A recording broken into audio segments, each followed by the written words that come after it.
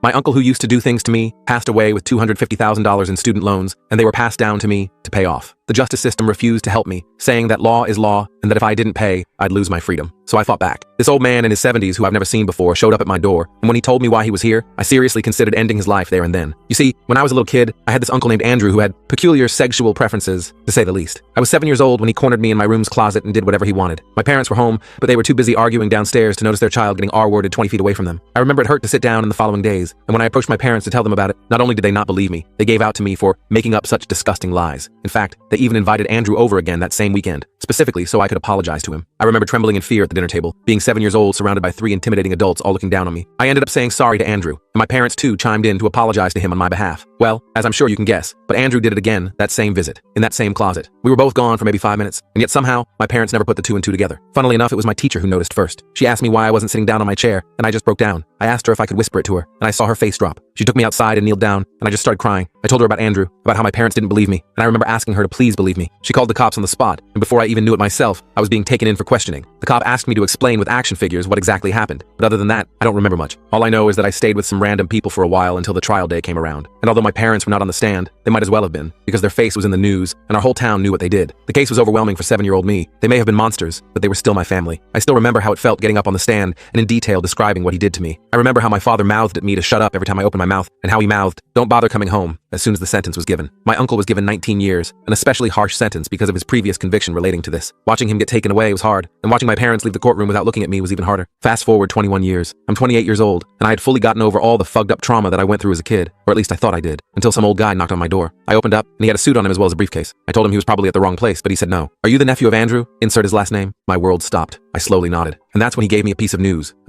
that made me fully realize how messed up our legal system was. He told me my uncle passed away. I originally went to respond that I didn't care, but he interrupted me and kept talking. Apparently, I was my uncle's closest living relative, and my uncle had a lot of college debt left to pay off, $250,000 to be exact. And because college loans are the only kinds of loans that you cannot declare bankruptcy on, it means they can be passed down even after death. This is what happened to me. Thanks to our amazing legal system, I now had to pay off $250,000 in college loans for the man who molested me as a child repeatedly and ruined my life. I just stared at the guy in the suit and told him flat out I would not be paying. I told him what my uncle did, thinking it would persuade him, but he didn't even flinch. He told me he flat out didn't care. He told me my uncle could have culled my firstborn for all he cares. I had to pay the money, and if I didn't, I'd be facing 10 years in prison. I just stared at the old guy, my whole body going cold. 10 years in prison for something I didn't even agree to, for the man who ruined my childhood. I felt my hands shaking, and I clenched them into fists. The debt collector didn't even flinch, just stood there in his fancy suit waiting for me to break down or something. I told him to get the hell off my property before I called the cops. He laughed at me, actually laughed right in my face, and told me the cops wouldn't do a damn thing. He slid his business card into my hand and told me I had 30 days to start making payments, or they'd take legal action. I slammed the door so hard the windows rattled. I spent the next hour pacing around my apartment, kicking furniture and punching walls until my knuckles were bloody. I couldn't believe this was happening. $250,000 for that monster's education. I pulled out my phone and called the only person I could think of, my friend Marcus from work. Marcus picked up on the third ring, and I spilled everything that happened. He was just as shocked as I was, kept saying, "That can't be legal," over and over. He suggested I talk to a lawyer right away, so I hung up and started searching online. I found a local guy named Richard Simmons, who specialized in debt law, and managed to get an appointment for the next day. I barely slept that night, just tossed and turned with nightmares about Andrew and prison cells and mountains of money I didn't have. I showed up at the lawyer's office looking like complete shit. Richard was an older guy with gray hair and thick glasses. I explained my situation, showing him the paperwork the debt collector had left. Richard frowned as he looked it over, then told me the bad news. In our state, certain debts can transfer to next of kin after death. He said he'd never seen it happen with student loans before, but the paperwork seemed legitimate. I felt the floor drop out from under me. Richard said he'd do some research and get back to me, but warned me it would cost money I didn't have. I left his office feeling even worse than before. I tried calling my Aunt Cheryl, my dad's sister, thinking maybe she'd help me out, or at least offer some advice. Big mistake. As soon as I mentioned Andrew's name, she got all cold and distant. She said I should never have made up those stories about him when I was a kid, that I tore the family apart with my lies. I hung up on her mid-sentence, my hands shaking so bad I almost dropped the phone. I called my cousin Peter next, but he wasn't any better. He said maybe this was karma for what I did to Andrew, getting him sent to prison all those years ago. I couldn't believe what I was hearing. These people were still defending that monster after all this time. I felt completely alone. I spent the next few days in a fog, going to work and coming home but not really processing anything. Richard the lawyer called me back on day 3 with more bad news. He said the debt was legitimate, and I had 2 options. Try to fight it in court, which would cost thousands in legal fees I didn't have, or set up a payment plan. I hung up and threw my phone across the room. I decided to try contacting the college where Andrew got his degree. Maybe they could help, or at least explain how this happened. I found the number for the financial aid office at Westfield University and called them. The woman who answered sounded bored out of her mind. I explained my situation, trying to keep my voice from cracking. She put me on hold for 20 minutes, then came back and told me there was nothing they could do. The loans were through a private company, not the school directly. She transferred me to another department, who transferred me again, and I ended up talking to some administrator named Gregory. Gregory was as helpful as a screen door on a submarine. He just kept repeating that the university had no authority over private loans after they were dispersed dispersed, I asked if they could at least provide documentation about what the loans were for when they were taken out, anything that might help my case. Gregory said I'd need to file a formal request, which could take weeks to process. I hung up feeling defeated again. The next day I got a call from the debt collection agency. Some woman named Tara wanted to discuss payment options. I told her I wasn't paying a dime for my molester's college education. Tara's voice didn't waver. She told me that the personal history between me and the deceased was irrelevant to the financial obligation. I lost it at that point,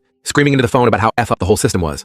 Tara just waited until I ran out of steam, then calmly repeated that I needed to make payment arrangements. I hung up on her too. I tried calling a non-profit legal aid group in my city, hoping they might be able to help for free. They put me on a waiting list, saying they were backed up with cases. The receptionist sounded sympathetic at least, which was something. I went back to work the next day feeling like a zombie. My boss Kendra noticed something was wrong and pulled me aside. I ended up telling her everything. She looked horrified and offered to connect me with her brother-in-law, who worked at a law firm that specialized in estate issues. I thanked her, feeling the first glimmer of hope in days. Kendra's brother-in-law was named Thomas, and he agreed to meet with me after work. Thomas had a fancy office downtown with leather chairs and diplomas all over the walls. He listened carefully to my story, taking notes and nodding. When I finished, he leaned back in his chair and sighed. He told me that while it was unusual, some states do allow certain debts to transfer to next of kin. He said student loans were particularly nasty because they typically can't be discharged even in bankruptcy. Thomas said he'd look into it further, but warned me that fighting this might be an uphill battle. I left his office feeling slightly better but still terrified. A few days later, I got a letter in the mail summoning me to a small claims hearing about the debt. They were already taking legal action. I called Thomas immediately, and he agreed to go with me to the hearing. The courthouse was cold and intimidating. The debt collection company sent some slick lawyer in an expensive suit. The judge barely looked at me as the hearing began. The company's lawyer presented all the documentation showing Andrew's loans and my status as next of kin. When it was my turn to speak, I tried explaining that Andrew had sexually abused me as a child, that I hadn't spoken to him in over 20 years, that I wanted nothing to do with him or his debts. The judge looked uncomfortable but said that unfortunately, the law was clear on this matter. Thomas argued that forcing me to pay would be an additional victimization, but the judge said his hands were tied by the statutes. The judge scheduled another hearing in 2 weeks to determine the payment schedule. I walked out of that courthouse feeling like I'd been punched in the gut. Thomas patted my shoulder and promised we'd find a way to fight this. I wasn't so sure. I went home and started looking at my finances. I had about $7,000 in savings, a car worth maybe $12,000, and my apartment was rented. There was no way I could pay off $250,000. I'd either have to declare bankruptcy, which might not even help with student loans, or go to prison. Neither option seemed fair or reasonable. I started having panic attacks, waking up in the middle of the night gasping for air. I couldn't focus at work. Kendra was understanding, but I could tell my performance was suffering. My coworkers started treating me differently, like they could sense something was wrong. I avoided them as much as possible. I decided to try one more angle and contacted my old therapist, Dr. Martinez. I hadn't seen her in years, but she remembered me right away. I explained what was happening, and she was outraged. She offered to write a letter to the court explaining the psychological impact this debt would have on me as a survivor of sexual abuse.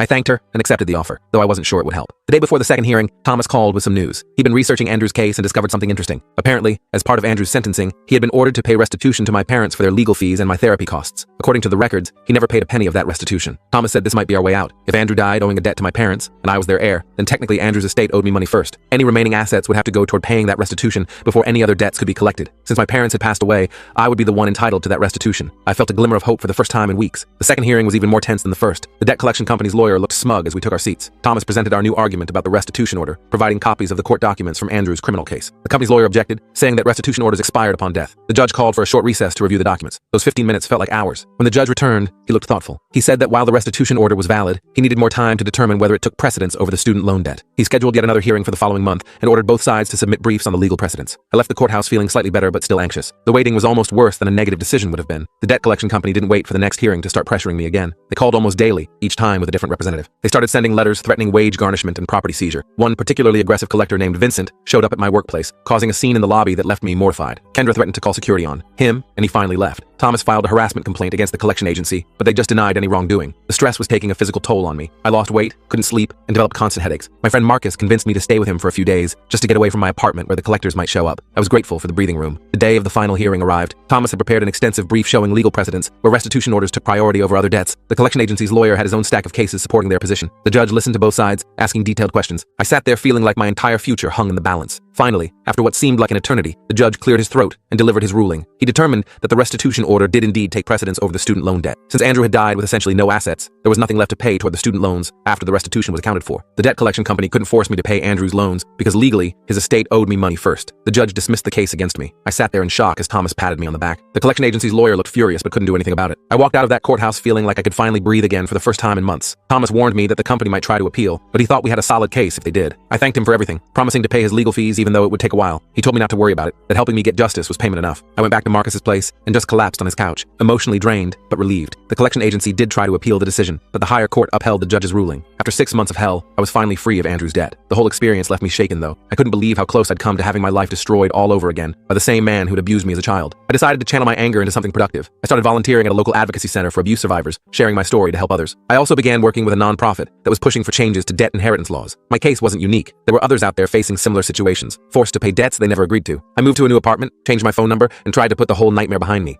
I still had nightmares sometimes, but they were less frequent now. I felt stronger for having fought and won against a system that seemed designed to crush people like me. A year after the final ruling, I received a letter from Westfield University. They'd heard about my case through the media coverage it had generated, and they were implementing new policies to prevent similar situations in the future. They also offered me a full scholarship if I ever wanted to pursue a degree there. I appreciated the gesture, but decided college wasn't for me at this point in my life. I was doing okay at my job, and my volunteering work gave me a sense of purpose I'd never had before. Sometimes I think about Andrew and wonder if he knew what he was doing when he named me as his next of kin. Part of me thinks it was his final act of abuse, reaching out from beyond the grave to hurt me one last time, but I survived it, just like I survived everything else he did to me, and I made sure he couldn't hurt anyone else the same way. The debt collection agency eventually went out of business after multiple lawsuits from people in situations similar to mine. I felt a sense of satisfaction knowing they couldn't prey on vulnerable people anymore. Thomas helped me set up a trust that would protect any assets I might inherit in the future from similar claims. He became a good friend in the process, someone I could count on. My story ended up becoming part of a documentary about predatory debt collection practices, which helped raise awareness about the issue. Several states changed their laws as a result, making it harder for debts to be passed on to innocent relatives. I still think about how close I came to losing everything because of a broken system. It makes me angry, but it also motivates me to keep fighting for change. No one should have to pay for the crimes or debts of their abuser. That old debt collector in his fancy suit thought he could intimidate me into paying,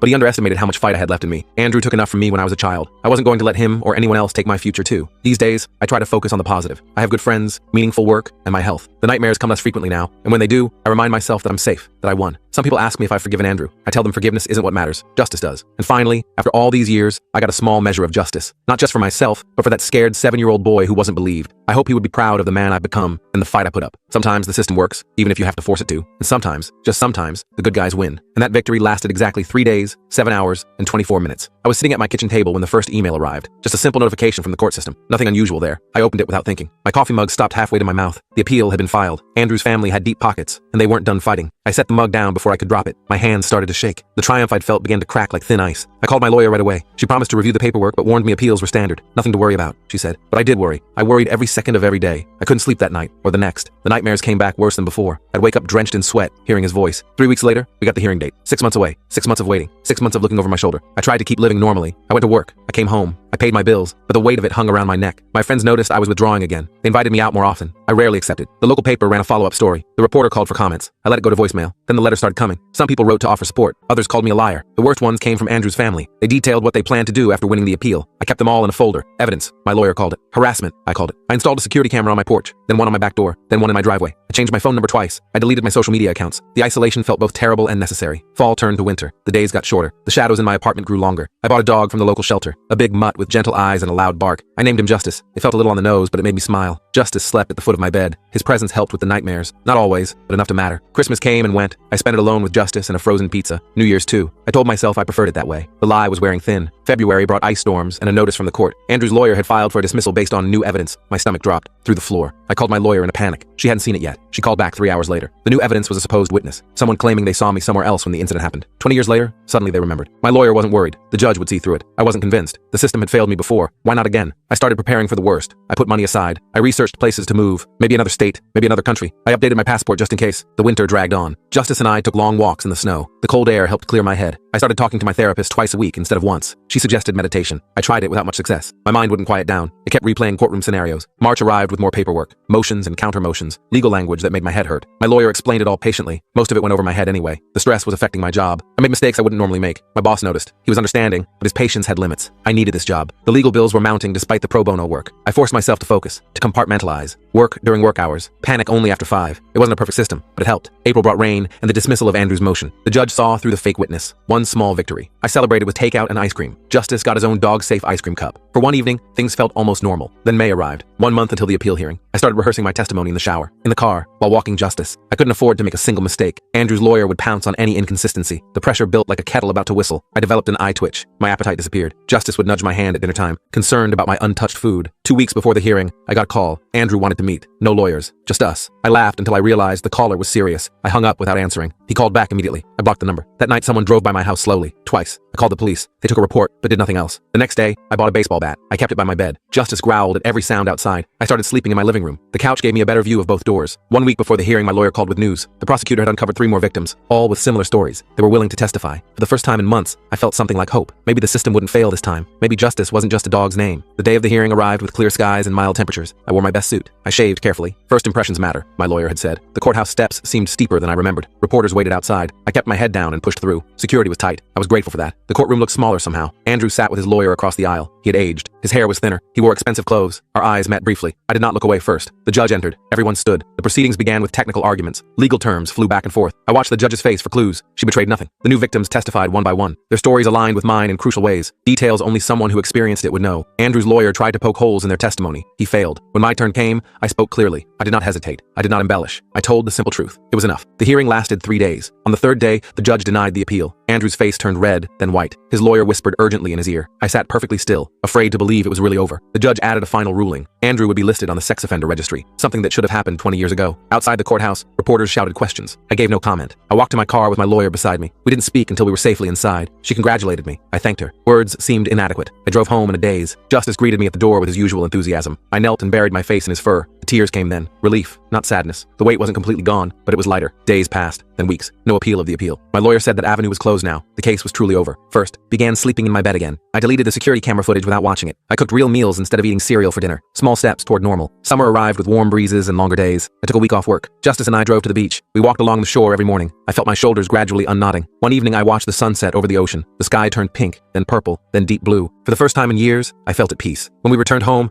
I had a letter waiting. Not hate mail this time. A thank you note from one of the other victims. He wrote that my coming forward gave him courage. He'd been silent for decades. Now he was free too. I pinned his letter to my refrigerator. A reminder that some good had come from all this. Months passed. The nightmares became less frequent. I started accepting social invitations again. A drink after work, dinner with friends, a movie on the weekend. Justice adjusted to my new schedule with his usual adaptability. Fall brought cooler weather and a surprising phone call. A victims advocacy group wanted me to speak at their fundraiser. My first instinct was to decline. I wasn't a public speaker, but the cause was important. I agreed before I could talk myself out of it. I spent weeks preparing my speech. I practiced in front of Justice. He seemed impressed, or maybe just hopeful for treats. The night of the fundraiser arrived. My suit felt too tight, my tie too restrictive. The room was larger than I expected. More people too. I waited backstage fighting the urge to flee. Then they called my name. I walked to the podium on legs that felt like water. I looked out at the sea of faces. I took a deep breath, and I told my story. Not just the abuse, not just the trial, but everything that came after. The hard parts and the healing parts. When I finished, the room was silent. Then someone started clapping. Then everyone joined in. They stood up one by one. A standing ovation. I hadn't expected that. I hadn't done it for applause. But the recognition felt like a balm on old wounds. After the speech, people lined up to talk to me, to share their stories, to thank me. I listened to each one. It was exhausting and exhilarating. I drove home feeling drained but fulfilled. Justice greeted me with his usual enthusiasm. Some things never changed. Winter arrived with snow and holiday decorations. This year I put up a small tree. I bought Justice a ridiculous reindeer costume. He tolerated it briefly for photos. I sent Christmas cards for the first time in years. I accepted an invitation to a New Year's party. Life was moving forward, not without difficulties. There were still bad days, still triggers that sent me spiraling, but they became less frequent, less overwhelming. I developed better coping mechanisms. I learned to recognize the signs earlier. One cold January morning, I got another unexpected call. A detective from another state. They'd found my name while investigating a similar case. Same perpetrator, different victim, different decade. They needed my testimony. Old feelings resurfaced immediately. Fear, anger, the desire to hide. But something new emerged alongside them. Determination, strength I hadn't known I possessed. I agreed to help. The investigation moved slowly, carefully, methodically building a case. I provided my statement multiple times. Each retelling became slightly easier. Not easy, but easier. Spring came again. Flowers pushed through the soil. Trees budded with new leaves. Justice and I extended our evening walks. The fresh air helped clear my head. The case in the other state moved toward trial. The prosecutor seemed confident. I tried to prepare myself for another courtroom, another cross-examination, another face-to-face with Andrew. It wouldn't be easy, but I knew I could do it now. I'd done it before. I could do it again. Summer brought the trial date. I took time off work. I drove across state lines with Justice in the passenger seat. My lawyer came along as support. The hotel was pet-friendly. Justice made himself at home immediately. I paced the room most of the night. The courtroom in this state looked different. The procedures varied slightly, but the essence remained the same. Truth versus lies. Justice versus injustice. I took the stand and told my story again. Andrew's lawyer tried the same tired tactics. They fell flat. The jury saw through them. Other witnesses corroborated key details. The evidence was stronger this time. Technology had advanced. Records existed that hadn't 20 years ago. The trial lasted 2 weeks. I stayed for all of it. I wanted to support the new victim. She was younger than me. Braver too, I thought. She testified without wavering. The jury deliberated for less than a day. Guilty on all counts. The sentence came down harder this time. 20 years. No possibility of early release. I watched as they led Andrew away in handcuffs. His eyes found mine briefly. I saw no remorse there. Only anger. I felt nothing in return. Not satisfaction. Not joy. Not even relief. Just emptiness, where the fear had lived. The drive home seemed shorter somehow. Justice slept most of the way. My lawyer and I talked about nothing important. Weather, sports, roadside attractions, normal things. I found comfort in the mundane. Back home, life settled into a new rhythm. Work, home, friends, exercise, therapy less frequently now. The nightmares came rarely. When they did, they had lost their power to paralyze. I could wake up, orient myself, and return to sleep. Progress, my therapist called it. I called it freedom. Fall brought another letter. The advocacy group wanted me to join their board, to help shape policy, to work with lawmakers. I surprised myself by accepting immediately. The work would be challenging. It would mean revisiting painful memories, but it would also mean purpose, meaning, a way to transform suffering into action. Winter arrived again. colder than the previous year, more snow. Justice loved it. He bounded through drifts taller than himself. His joy was contagious. I found myself laughing more easily, smiling at strangers, accepting kindness without suspicion. The board meetings began in January, twice monthly at first. I met others with similar stories, different details but the same core experience. We connected instantly, understanding without explanation. The work was both difficult and rewarding. We drafted proposals, met with legislators, spoke at community events. Slowly, incrementally, we began to see change. Laws strengthened, statutes of limitations extended, resources increased for victims. Each small victory felt enormous. Spring came with renewed energy. The advocacy work expanded. I began mentoring younger survivors, showing them the path I had walked, warning them of the pitfalls, celebrating their steps forward. I watched them grow stronger. It healed something in me I hadn't realized was still broken. Summer arrived hot and humid. Justice was now 7 years old, slower on our walks, more naps during the day. Still my most faithful companion. We celebrated his birthday with special treats and a new toy. He destroyed it within hours. Some things never changed. The anniversary of the first trial passed without me noticing. It was my therapist who pointed it out. 3 years now. 3 years of rebuilding, of reclaiming, of rediscovering who I was beyond what happened to me. I wasn't just a victim anymore, not just a survivor either. I was something more complex, more complete. Fall brought cooler temperatures and unexpected news. Andrew had died in prison. Heart attack, the report said. No suspicious circumstances. I sat with this information for a long time, trying to understand what I felt. Not happiness, not satisfaction, but not grief either. Perhaps it was simply closure, the final period at the end of a very long sentence. I told my therapist about it at our next session. She asked how I felt. I struggled to articulate it. Eventually I said it felt like putting down a heavy backpack I'd carried for decades. The weight was gone. The memory of the weight remained. Winter came again. Holiday plans, board meetings, regular life. I decorated my house more elaborately this year. I hosted a small gathering for friends. Justice wore his reindeer costume for almost 10 minutes. A new record. We toasted the new year with hope, with plans, with the quiet certainty that while the past shaped us, it did not define us. Spring arrived with gentle rains and new possibilities. I was promoted at work. The advocacy group expanded to neighboring states. Justice developed a slight limp, but remained enthusiastic about our walks. I adjusted the pace to accommodate him. We took more breaks, enjoyed the journey rather than the distance. Summer came with an unexpected opportunity. A book publisher reached out. They wanted me to tell my story, not just the trial, not just the aftermath, the whole journey. I hesitated initially. Writing it all down seemed daunting, reliving it page by page, but perhaps it could help others. Perhaps it could change minds. I agreed to consider it. Fall brought decision time. I signed the book contract. I began writing in the evenings. Justice curled at my feet as I typed. The words came slowly at first, then faster, sometimes painful, sometimes cathartic, always honest. Winter arrived with the first draft completed. The editing process began, cutting, clarifying, strengthening. The book took shape gradually. Like healing, it wasn't linear. It moved forward, backward, sideways. Eventually, it became whole. Spring came with final approvals, cover design, marketing plans, publication date set for summer. I felt nervous and excited, exposed and empowered. Justice seemed to sense my conflicting emotions. He stayed closer than usual. His presence remained my greatest comfort. Summer arrived with book launch preparations, interviews scheduled, speaking engagements lined up, my first television appearance booked. I bought a new suit, practiced sound bites, prepared for difficult questions. The book released in July. Reviews came quickly, mostly positive, some negative. I tried not to read them all. The sales numbers exceeded expectations. Not that I had any. More important were the messages from readers, people who saw themselves in my story, who found hope in my journey. Fall brought a book tour, cities across the country, hotel rooms, bookstore events. Justice stayed with a friend. I missed him terribly. The crowds were larger than expected. The questions sometimes difficult. I answered honestly always. No embellishment, no minimizing. Just the truth, as I had lived it. Winter came with a return to normal life. The book tour ended. The interviews became less frequent. Justice and I resumed our routine. Slower walks, more naps, quiet evenings at home. The book continued selling. Schools adopted it for psychology courses. Advocacy groups used it for training. It took on a life beyond me. Spring arrived with unexpected recognition, awards nominations, speaking requests from universities, an honorary degree from my alma mater. I accepted with grace but private amazement. This wasn't why I had written the book, but the platform allowed me to advocate more effectively. I used it accordingly. Summer came hot and bright. Justice turned 10, his muzzle now completely gray, his steps deliberately slow. We celebrated with his favorite treats. The vet warned me his time was limited. I promised to make his remaining days comfortable, full of love. I owed him that and more. Fall brought both sadness and celebration. Justice passed peacefully one cool October morning, his head in my lap, his eyes trusting to the end. I buried him in the backyard under his favorite tree. I planted flowers that would bloom in spring. Later that same month, the governor signed legislation bearing my name, the Justice Act, extending protections for victims, removing barriers to reporting, a legacy that would outlive us all. Winter arrived with quiet reflection. A decade had passed since I first came forward, a decade of struggle and growth, of setbacks and victories, of darkness and unexpected light. I sat by my window watching snow fall. The house felt emptier without justice, but not empty of purpose, not empty of hope. Spring came with new beginnings. I adopted another dog, a senior with sad eyes and a gentle soul. I named him Courage. He was nothing like Justice. That was perfect. He needed different things, moved at a different pace, taught me different lessons. We adapted to each other gradually. Summer arrived with anniversary reflections. My book had been out 1 year. The advocacy group had achieved significant victories. The mentoring program had expanded nationwide. Progress wasn't always visible day to day, but looking back, the change was undeniable. Fall brought unexpected peace. The nightmares had stopped completely. The anxiety appeared rarely now. The hypervigilance had faded to normal caution. I wasn't defined by what happened anymore. It was part of my story, an important part, but not the whole story, not the ending. Winter came with fresh snow and clear perspective. Courage learned to play in the drifts, different from Justice but joyful in his own way. I watched him with a full heart. The journey hadn't been easy. It wouldn't always be easy going forward, but I had found something valuable along the way. Not just justice, something more personal, more profound. I had found myself again, the self that existed before the trauma, and the stronger self that emerged through surviving it. Spring arrived with gentle warmth and new growth, exactly as it always did, reliable in its renewal, predictable in its promise. I stood in my garden watching buds form on trees, listening to birds return from southern migrations, feeling the sun on my face without shadows. I knew then what I would tell that 7-year-old boy, that the road would be long, that the fight would be hard, that justice would come late, but it would come, and that one day he would stand in the sunshine, free, whole, himself again, but stronger. I knew strength came from breaking, from being remade in fire. Like pottery, sometimes we must crack before becoming whole again. The 7-year-old boy would understand this someday. I dug my fingers into the spring soil, earth packed under my nails. The dirt felt alive with potential. I breathed deeply, filling my lungs with fresh air. Birds called to each other overhead. Their songs reminded me of freedom. I had found mine at last. The memories still came unbidden sometimes. Dark flashes of what happened. The crash, the hospital, the years of rehabilitation, the lawsuit that dragged on forever. I shook my head to clear those thoughts away. Today wasn't for looking backward. Spring demanded forward motion, growth. I grabbed my trowel from the garden bench. The wooden handle felt smooth and familiar. I began turning the soil for this year's tomatoes.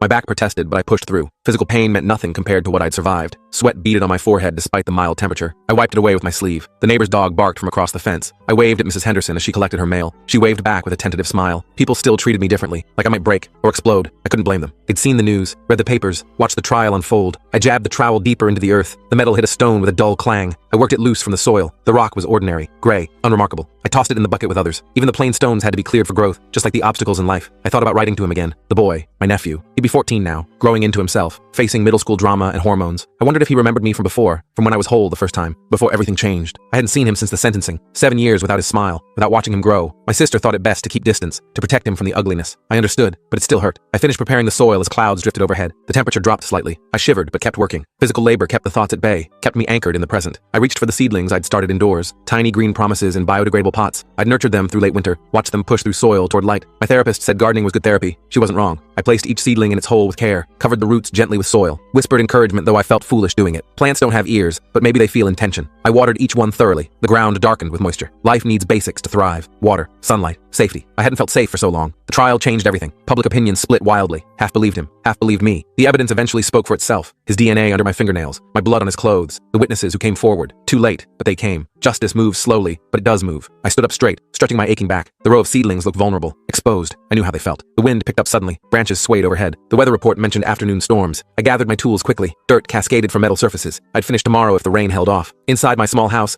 I washed my hands thoroughly. Soil disappeared down the drain in brown rivulets. The mirror showed my face, still mine but different, older, wiser, sadder too, but alive. So very alive. I made tea while rain began pattering against windows. The kettle whistled sharply in the quiet house. I poured steaming water over a bag of chamomile. The fragrance rose with the steam. Small comforts meant everything now. I sat at my kitchen table watching raindrops race down glass. The storm intensified quickly. Lightning flashed in the distance. I counted seconds until thunder followed. 1,000, 2, 1,000, 3. The boom rattled windows slightly. The storm was getting closer. My phone buzzed with a weather alert. I ignored it. Nature would do what nature does. I sipped my tea slowly, savoring the warmth. My thoughts drifted back to the letter I'd been writing. Words seemed inadequate for what I wanted to say. How do you explain trauma to a teenager? How do you describe recovery without the gory details? I'd tried drafting it a dozen times. Each attempt ended in the trash. Perhaps some things needed saying in person. I watched the rain turn my freshly planted garden to mud. The seedlings bent under the onslaught but didn't break. They were stronger than they looked, just like me. The phone rang, startling me from thoughts. My sister's name appeared on screen. Speak of the devil. My heart raced as I answered. Her voice sounded tight with emotion. The boy wanted to see me. My nephew was asking questions about what happened, about why his uncle wasn't allowed contact, about court cases and restraining orders, about why adults whispered when they thought he couldn't hear. My hand trembled as I held the phone. I hadn't prepared for this day to come so soon. My sister waited for my response. I agreed to meet them next weekend at the park downtown. Neutral territory for everyone. I hung up feeling dizzy with possibility. 7 years evaporated in an instant. The rain slowed to a gentle patter. My tea had gone cold while I wasn't paying attention. I dumped it in the sink, made a fresh cup with shaky hands. The possibility of reconnection overwhelmed me. I needed to prepare myself, emotionally, mentally. I spent the week in nervous anticipation. I cleaned my house obsessively, though they wouldn't see it. I baked cookies, then threw them out, then baked more. I weeded the garden between spring showers. The seedlings had survived the downpour. Some even looked stronger for it. Saturday arrived with perfect weather, sunshine and mild temperatures. A good omen, perhaps. I dressed carefully in casual clothes. Nothing that screamed victim or survivor. Just a normal aunt meeting her nephew. I arrived at the park 30 minutes early. Couldn't sit still at home. I chose a bench near the playground. Children's laughter filled the air. Parents chatted in clusters nearby. Normal life continuing all around me. I spotted them before they saw me. My sister looked older, more lines around her eyes. The boy walked beside her, taller than I expected, lanky with adolescence. His father's build, but his mother's eyes. My heart constricted at the sight. I stood on wobbly legs, raised my hand in greeting. The boy noticed me first. Recognition dawned on his face. He broke into a run. His mother called after him. Too late. He crashed into me with an enthusiastic hug. Arms wrapped tight around my waist, face pressed against my shoulder. I froze momentarily, then melted. Returned the embrace with equal fervor. He remembered me. He didn't hate me. He didn't blame me. The relief nearly buckled my knees. My sister approached more cautiously, her expression guarded but hopeful. We exchanged awkward greetings, made small talk about the weather, about school, about anything but the past. The boy asked questions with teenage bluntness. We answered carefully, age appropriately, with measured honesty. We walked around the park together, the boy between us like a bridge, a connection rebuilt one step at a time. Ice cream happened. Chocolate for him, vanilla for his mother, strawberry for me, sweet normalcy on our tongues. 2 hours passed in what felt like minutes. Promises were made to meet again, numbers exchanged, photos taken on phones. The goodbye hug lingered longer than the hello. I watched them walk away feeling lighter. Something broke loose inside me, something that had been stuck, frozen in that terrible time. I drove home with windows down. Spring air rushed through the car. Music played from the radio. I sang along badly. Life moved forward whether I was ready or not. The garden had dried out nicely in the sunshine. I checked on my seedlings before sunset. They stood straighter now, growing visibly each day. I added plant food to their soil. A little boost never hurt. My phone chimed with a message. My sister had sent photos from our meeting. The boy's smile wide and genuine. My own smile tentative but real. Progress captured digitally. I saved them all. Set one as my phone background. A visual reminder of why healing mattered. The next few weeks established new patterns. Sunday calls with my nephew. Occasional dinners with both of them. Small steps toward normal family relations. My therapist noted improvements in my demeanor. I felt it too. A lightness that hadn't been there before. The garden flourished under spring's progression. Tomato plants doubled in size. Bean vines climbed eagerly up poles. Zucchini threatened to overtake everything. Life pushing forward relentlessly. I received a letter from the parole board. His first hearing approached. My testimony would be needed again. Old fear bubbled up instantly. I called my sister immediately. We met for coffee that afternoon. Talked through options and feelings. She offered to accompany me. Support looked different now. More balanced. Less fragile. We decided to tell my nephew together. In simplified terms, he deserved some truth. His reaction surprised us both. Maturity beyond his years. Questions that showed understanding. Anger on my behalf. Protection in his young eyes. Summer arrived with oppressive heat. The garden required daily watering. Dawn and dusk became my outdoor hours. Midday sun proved too intense, like the parole hearing looming on the horizon. I practiced my statement with my therapist. Words carefully chosen for impact, for truth, for healing, not for vengeance, never for vengeance. The hearing came and went. I spoke my piece calmly, made eye contact with board members, avoided looking at him entirely. Didn't need to see his face again, not ever. They denied his parole. 3 more years minimum. Relief flooded through me afterward. 3 years to strengthen further, to build more resilient boundaries, to live without looking over my shoulder. My nephew asked to stay overnight at my house. His first solo visit. We made pizza from scratch, watched movies too loud, stayed up too late. Normal family things, beautiful in their ordinariness. I showed him how to care for the garden. His initial boredom turned to interest. He named the biggest tomato plant Bob. We laughed until our sides hurt. Summer faded into early fall. The garden yielded its bounty generously. I canned tomatoes for winter, froze beans and pesto, shared zucchini with everyone I knew. My nephew started high school, nervous energy and excitement. I attended his first band concert, sat beside my sister without awkwardness, clapped until my hands hurt, took too many pictures. Life's normal rhythms returned in unexpected ways. I started painting again. Landscapes mainly, gardens and horizons, open spaces and possibilities. My therapist called it progress. I called it necessary. The colors helped process what words couldn't. Autumn leaves turned brilliant shades. I raked them into piles, jumped in them once when no one was looking, felt childish joy bubble up unexpectedly, started volunteering at the community garden, teaching others what saved me, soil and seeds and patience, growth happening right before our eyes, met new people who knew nothing about my past, who saw me as I am now, not as what happened to me, made actual friends for the first time in years. Winter arrived with the first snow. I watched flakes dust my dormant garden, nature resting before renewal. I felt myself entering a similar phase, consolidating growth, preparing for next stages. Christmas involved family this year. My sister hosted dinner. My nephew played holiday songs on his trumpet, badly, but with enthusiasm. We exchanged modest gifts. Being together was the real present. New Year's Eve brought quiet reflection. I wrote in my journal about the year's progress, about unexpected healing, about family rebuilt, about strength found in vulnerability. I called my nephew at midnight, heard celebration in the background, his voice cracking between boy and man, promising to come help with spring planting. I slept peacefully that night, without nightmares, without the past intruding. January brought planning for the new garden. Seed catalogs arrived daily. I marked pages with possibilities. My nephew circled the weird vegetables, purple carrots, striped tomatoes. We plotted garden expansion together. February thaw revealed muddy earth, too early for planting, but not for dreaming. I started seedlings indoors again, tiny pots lined windowsills, green shoots reaching for light, each one a promise, each one hope made visible. March winds blew winter away gradually. I cleaned garden beds of debris, turned soil to welcome spring again. My sister joined me one weekend, brought coffee and conversation, worked alongside without being asked. Healing comes in unexpected forms. Sometimes it looks like dirty hands. The anniversary of the attack arrived quietly. I acknowledged the date without drowning in it, lit a candle for who I was before, thanked her for surviving, for becoming me. My nephew called that evening, as if he somehow knew. We talked about normal things, school, music, summer plans. The sound of his voice anchored me in the present. April brought his 15th birthday. I baked a ridiculous cake, 3 layers with too much frosting, his favorite colors and flavors. His smile was worth every minute, every mess in my kitchen, worth every second of the journey here. The garden called me back outside daily. Spring unfurled in predictable glory. Daffodils trumpeted yellow announcements. Birds built nests in nearby trees. I planted peas and lettuce in cool soil, early crops eager for head start. My therapist suggested reducing our sessions, monthly instead of weekly. A victory acknowledged quietly, progress measured in practical terms. I agreed with only minor anxiety. May delivered sunshine and growth spurts. Garden plants shot upward dramatically. My nephew grew another inch seemingly overnight. My confidence expanded in similar fashion. I accepted an invitation to speak at a survivors group. Shared my story simply. No embellishments needed. Truth carries its own power. Several women approached afterward, eyes showing recognition, understanding without words needed, connection and shared experience, different details but same core. June brought graduation ceremonies. My nephew finished freshman year with honors. My sister hosted a small celebration. I brought veggies from the garden, made fresh salsa everyone praised, belonged there without question or doubt. July heat tested garden and gardener alike. I installed installed soaker hoses for efficiency, mulched heavily to retain moisture, adapted to changing conditions, listened to what the plants needed, gave them support where required, space where beneficial. My sister announced dating someone new, asked my opinion nervously. I gave honest encouragement. Her happiness mattered tremendously, life continuing as it should. August harvests overwhelmed my kitchen. I taught my nephew to make pasta sauce, showed him how tomatoes become sustenance, how work becomes nourishment, how patience yields results. We talked about the future openly, his dreams of college and travel, my hopes for continued healing, for maybe dating someday, for normal things once impossible to imagine. September cooled the air noticeably. Garden production slowed accordingly. I cleared spent plants systematically, saved seeds for next season carefully. Continuity matters in gardens and lives. The 3-year mark approached steadily. Another parole hearing scheduled soon. I prepared differently this time, with confidence, not fear, with boundaries, not panic. October painted leaves in fiery hues. I raked them into garden beds as mulch. Protection for the soil beneath. Decomposition feeding future growth. Everything serves purpose eventually, even the parts that fall away. The hearing notification arrived by mail. I opened it without trembling hands, read the date without racing heart. Progress measured in physical responses, in emotions managed, not avoided. November brought the actual hearing. I testified clearly and concisely, made my case for continued incarceration. His rehabilitation seemed questionable at best. The board agreed unanimously. 5 more years minimum. Relief came differently this time. Less desperate, more measured. I celebrated quietly with family dinner, with normal conversation, with pumpkin pie and laughter. December wrapped the year in reflection. I stood in my dormant garden one evening. Snow-dusted raised beds like powdered sugar. Stars pierced the clear night sky brilliantly. I breathed deeply of winter's clean air. Thought about cycles and seasons, about necessary dormancy before growth, about patience and persistence, about 7 years of healing, about what came next in this journey. I went inside to write another letter. This one I would actually send to the boy now almost grown, to my nephew who bridged past and future. I told him everything I'd learned about strength and breaking and rebuilding, about gardens and growth and second chances, about standing in sunshine after long darkness, about being free and whole and stronger. I sealed the envelope with peaceful certainty, addressed it with steady hands, added extra stamps just because, placed it by the door for morning mailing. Spring would come again. It always does, with warmth and new growth, with birds returning home, with sunshine without shadows, with promise kept faithfully, year after year after year.